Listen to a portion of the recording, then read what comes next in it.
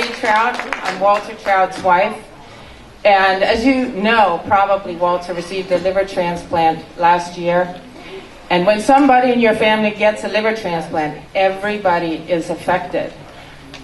And when somebody gets that liver, everybody's life is jubilant.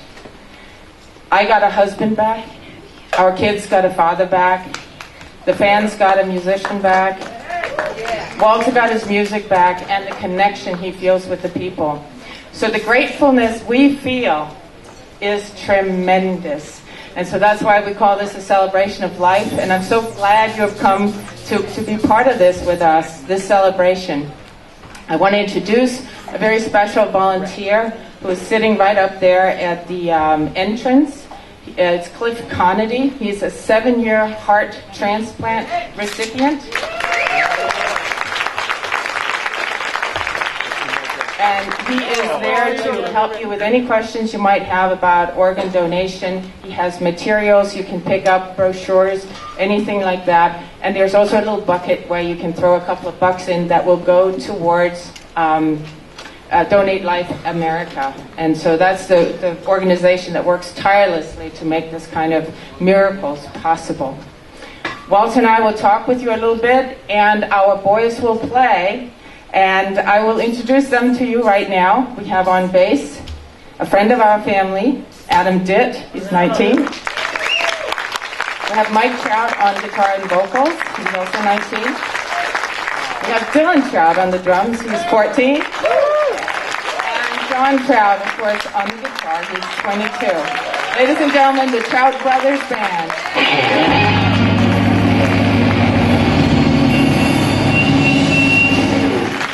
Welcome my mother and father back up to the stage for you, ladies and gentlemen. Hello, hello. Okay, there we go.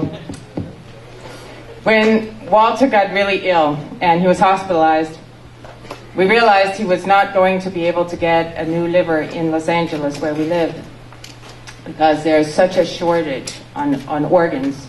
And there are areas in the country that are especially in short supply.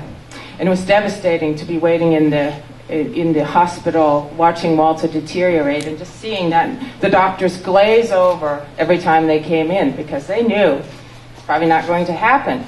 So we started looking into going to a place where the chances of Walter receiving a liver were better. And we went to Nebraska for 6 months. Our kids were left by themselves with a caregiver. It was excruciating. It was a really hard time.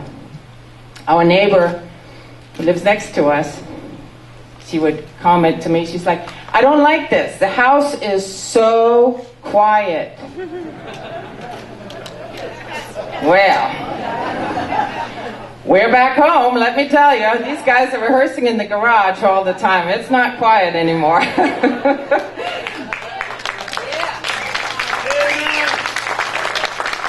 So let me introduce Walter to you. He obviously has a story to tell, and let's hear a little bit about the experience of what he went through from the man himself, Walter Trout. Thank you.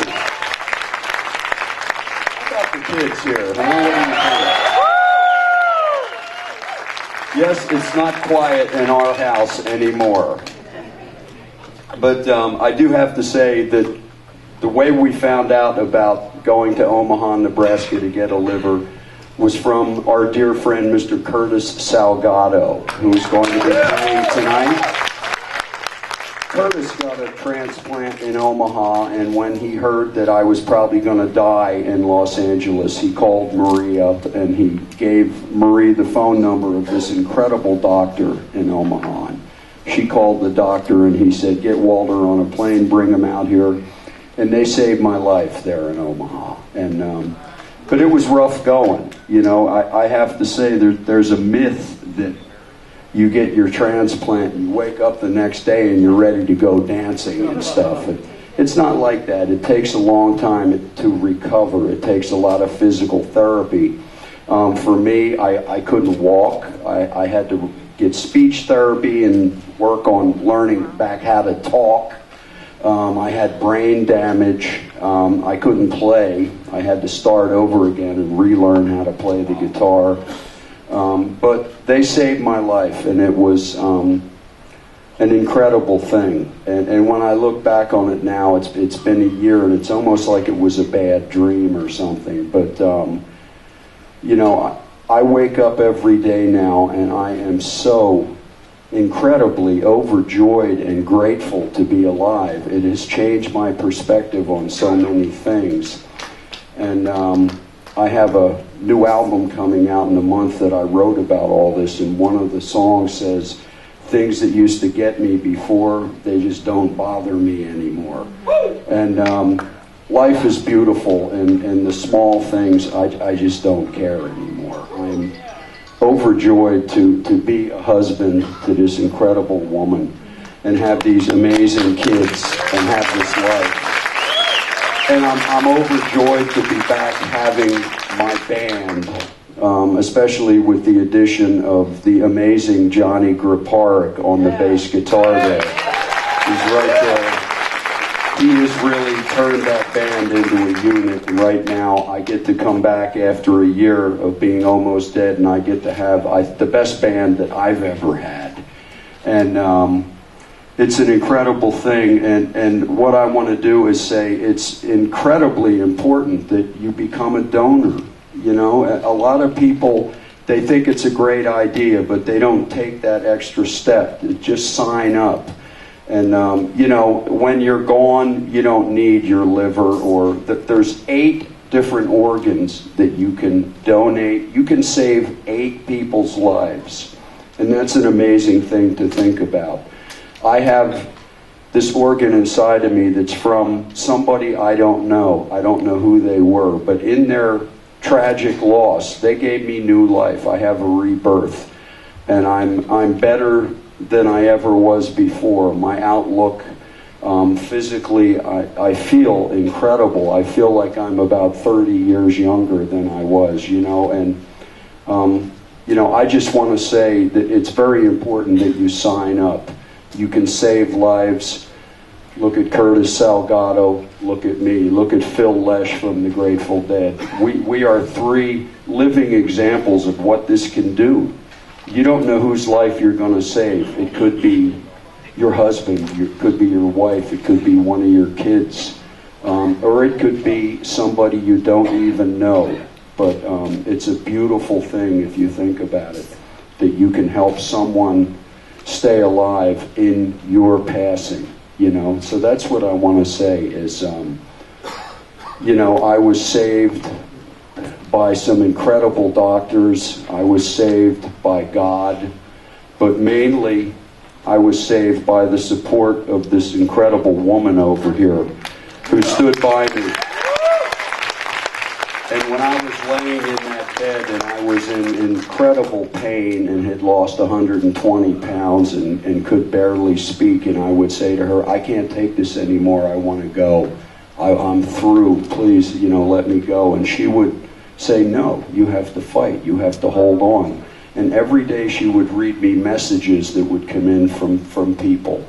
And the support, the prayers, the financial help, I mean, it was incredible. And I felt the love of the blues community, and I'm overwhelmed by it.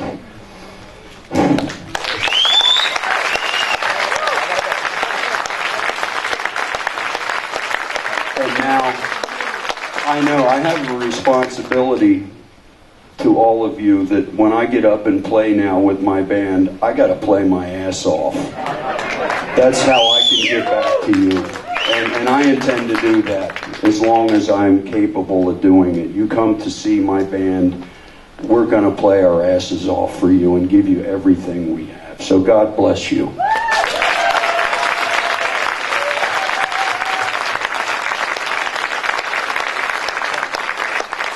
Want to hear a little more from our boys? Yeah. All right, the Trout Brothers Band. So this is another song I wrote. All right, so one of the things that I found out during this journey is that life includes suffering. There is nothing we can do about it. It ends bad, you know? It just does. But I found out that there were two kinds of suffering. There was the kind of suffering we can't do anything about, that just happens. And then there is some kinds of suffering that we actually can have a little bit of an influence on. And I'll tell you a little story. It was in the mid-90s, and a good friend of ours passed away, Mr. Luther Allison. Remember that? It was so quick. He had a brain tumor, and within 6 weeks he was gone. And it was a whirlwind of horror for him and Rocky and their family. And after Luther had passed, Rocky sent an email to all their friends and said, "There's nothing you can do to help me now. There's nothing you can do to help Luther now. But there's one thing that you can do for yourself that I would like to let you know about. And that is, go get an advance directive. Go get a living will so that when things happen in your life, and they might happen fast, you know how your loved one would like for you to take care of him or her with regards to organ donation, with regards to, do you want to be on a respirator? Do you want to be cremated? Because the time comes where you don't have a rational thought left in your head. Your stress hormones are going through your body, and it is really, really important to make this decision up front. Now, I was sitting there going, oh darn, that's uncomfortable. I don't want to have that conversation. I'll deal with it when it comes. But Rocky's email was so insistent and so from her heart that we went and did it. We got a document signed up, and Walt and I had the conversation. Now, I will tell you, when the chips were down and we didn't know if Walter was going to make it, that uncomfortable conversation we had had at that time was a big, big help. So if there's one thing I can let you know is, just from my heart to yours, sometimes the most loving thing we can do for one another is to have an uncomfortable conversation when things are good. When we have a good, rational outlook on life and we are in a happy place in our lives. I want to introduce somebody to you, a special person. His name is Gary Graff, and he's a trauma nurse. Come up here, Gary.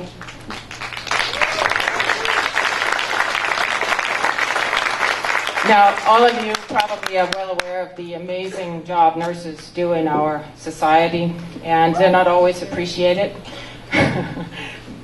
But we were so thankful for the nurses in our lives, and they did an incredible job sometimes keeping us all going. One of the things Gary deals with is that making that phone calls to family and friends when something bad has happened.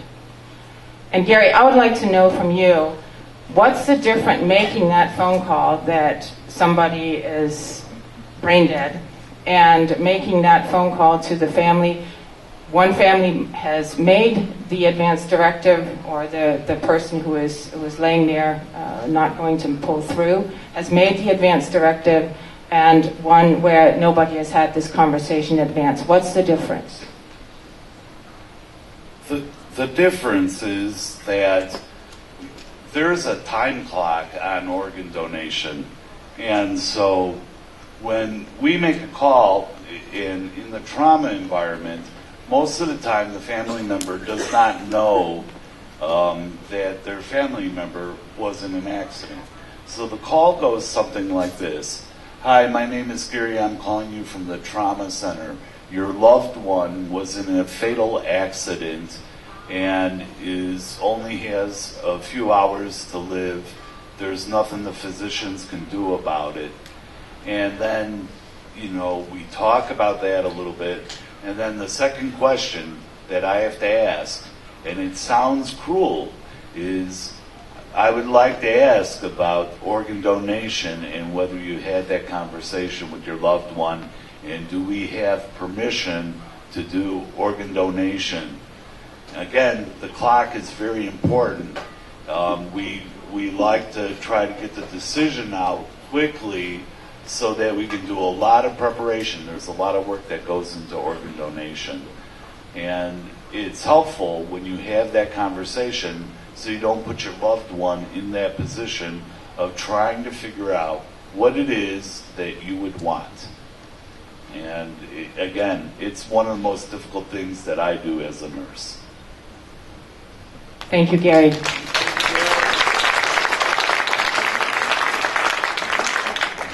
So that advance directive is a little uncomfortable, but it is so worth it. It is something I really, it's on my heart to give to you, like Rocky and Luther passed on to me. So I wonder if any of you might have any questions.